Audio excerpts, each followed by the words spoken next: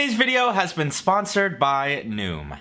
Hello my peeps and welcome back to the channel. With peace and love, I think the internet needs a little bit of peace and love right now. We've had plenty of breakups and controversies recently, so I decided to take a little bit of a break from the cutthroat competition, the versus episodes that I do, and instead merge three of the most talented chefs on the internet: Gordon Ramsay, Joshua Weissman, and J. Kenji Lopez Alt. When I came across this video, Gordon Ramsay's ultimate steak sandwich, I wanted to make it and eat it just because it looks amazing, and I cannot imagine how much more incredible it's going to be when it's smothered in J. Kenji Lopez Alt's garlic mayo and topped with Joshua Weissman's best ever focaccia bread. All of these video links are down in the description if you want to go watch them after, but let's get right into this one. Is this a whole lot of work for a single sandwich? Yes, it requires a very expensive steak and an extensive process to make it, a 2 to 3 day bread. But before I can start with anything, I gotta give a huge shout out to my friends at Noom. Noom is a health program created by behavioral psychologists that helps you create good lifestyle habits to help you prioritize eating healthy, regular exercise, stress management, and better sleep hygiene. It teaches you the why behind your habits, so you can change your mindset using cognitive behavioral therapy. This is not an extreme diet, and there are no off-limit foods. Noom knows that living a healthy lifestyle is not a one-size-fits-all situation. I chose Noom to help me better manage my diet and track my exercise, and it has absolutely done that. It's amazing how much better you can do when you've got a buddy there to remind you of your goals and to keep you motivated. And most of all, it really opened my eyes and changed my mindset, so I'm not grabbing for those 3 a.m. boredom snacks every night. So click the link in the top line of the description to take Noom's free health evaluation and get your program started today. Now I think it makes the most sense to start with Joshua's focaccia bread, and if you are unsure why, you will see in a minute. I grabbed some bread flour and olive oil, some whole wheat flour and kosher salt, flaky sea salt and za'atar seasoning, some active dry yeast, and warm water. If you missed my crazy focaccia showdown video, I highly recommend you go watch it. It came out really good, I think. I'll leave the link down in the description. But between all 4 different recipes I tried, this is the one that came out by far the best. But you gotta work for it. That's for sure. It requires almost 30 minutes of mixing in a stand mixer over medium-low speed with the dough hook attachment.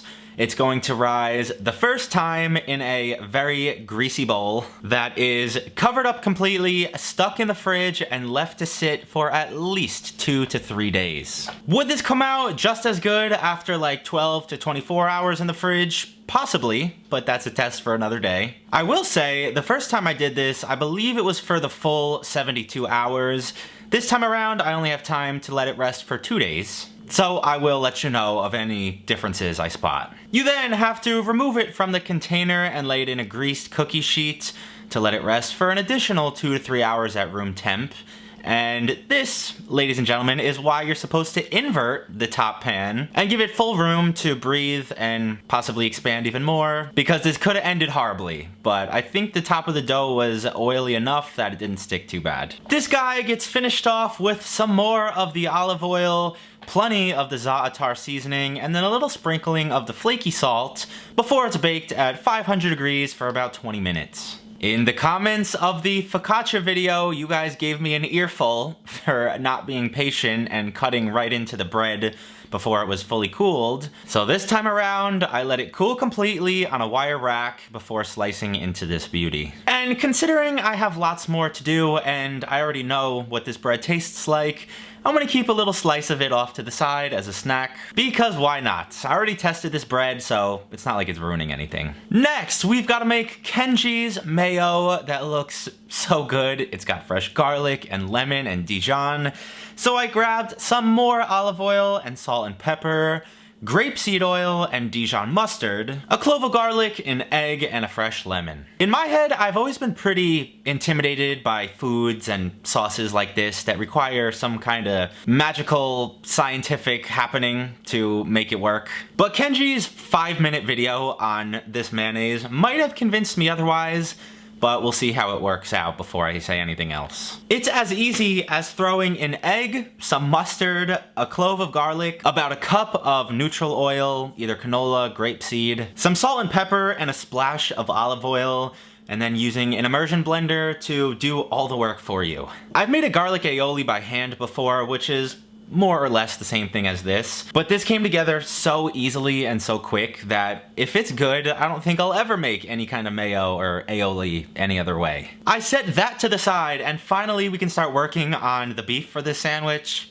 No. Gordon whips up a fresh little tomato and basil relish for this, so of course I have to do the same. I grabbed some sherry vinegar and salt and pepper, some neutral oil, and a whole bunch of grape tomatoes, a red onion, some red chilies, and some fresh basil. This part is obviously very optional, but if you think about it, everything on a sandwich is optional, so in order to make Gordon's true intended steak sandwich at least filling, I'm gonna make this too. I quickly prepped up half of my red onion and all those little tomatoes. I thinly sliced my basil and peppers, and the rest is pretty easy. It just goes into a pan over medium heat and gets stewed together for however long you want to let them go until those tomatoes are cooked down all the way, and just tossing in that fresh basil at the end when you're about where you want to be. I think I've said this before, but I will say it again. Yes, I despise tomatoes for the most part. I think they're disgusting. I don't know how anybody enjoys a big thick slab of warm mush on top of their burger or sandwich. But when they're transformed and mixed up with other ingredients, I really don't mind them at all. I mean, marinara sauces, ketchup, different kind of salsas, like how can you not enjoy all those? So I'm just hoping that this relish fits in with all the other stuff I just mentioned. And finally, we can start working on the beef for this steak sandwich. I grabbed a big old chunk of filet mignon and salt and pepper, fresh thyme, garlic, and butter. Not to beat you guys over the head with this, but if this was any other time, I would be reverse searing this piece of meat, which just means sticking it in a low temperature oven until it comes up to about medium rare and then searing it at the end, especially because Kenji, one of the developers of that idea, is in this video. But Gordon does the opposite of that, the much more traditional way of searing it in a very hot pan and then finishing it in the oven. And with a big piece of filet mignon like this, I think it'll come out great either way. Having said that though, I don't think I got the best piece of beef here. I think it's the very end of the beef tenderloin that the filet mignon comes from. But I didn't want to chop it all up and end up with the super skinny end piece, so I just did the best I could to remove some fat and silver skin. Looks a little strange, but we're not serving this as steaks. It's going on a sandwich, so it'll be fine. You definitely want to make sure to rest all your steaks, but especially one like this. So I did so for about 5 to 10 minutes before slicing into this beauty. And finally, we can throw all this stuff together. I'm not sure what I'm gonna title this video. Will it be the 3-day steak sandwich? Will it be a combination of like everyone's names to try to get as many views as possible? I don't really know. You guys do, since you already read the title and clicked the video, but neither one of us know how good this is gonna be. So let's give it a taste. I actually wish I cut the steak a little bit thicker.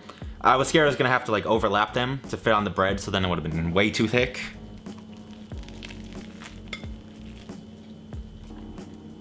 Good Lord, this is incredible. The bread is just as good as I remember, if not a little bit better this time. The steak is just so damn tender. It's almost like eating a beef marshmallow. This just screams so fresh and delicious. I love the relish. The garlic mayo on there is phenomenal with the lettuce. And it's definitely better than the $30 grilled chicken focaccia sandwich I just bought the other day that some of you might have seen on my Twitter. It goes without saying, I cannot recommend this enough. It is so damn good. I'm gonna sit here and eat the entire thing. And thanks for watching, I guess. I hope you guys enjoyed today's video. If you did, leave me a big old like. I know I need to get another Instagram poll going. It has been way too long. If not this upcoming week, then the next. I got you very soon. If you don't follow me on Instagram or Twitter, the links will be down in the description. And other than that, have a fantastic weekend, and I'll see you right back here next time. Peace.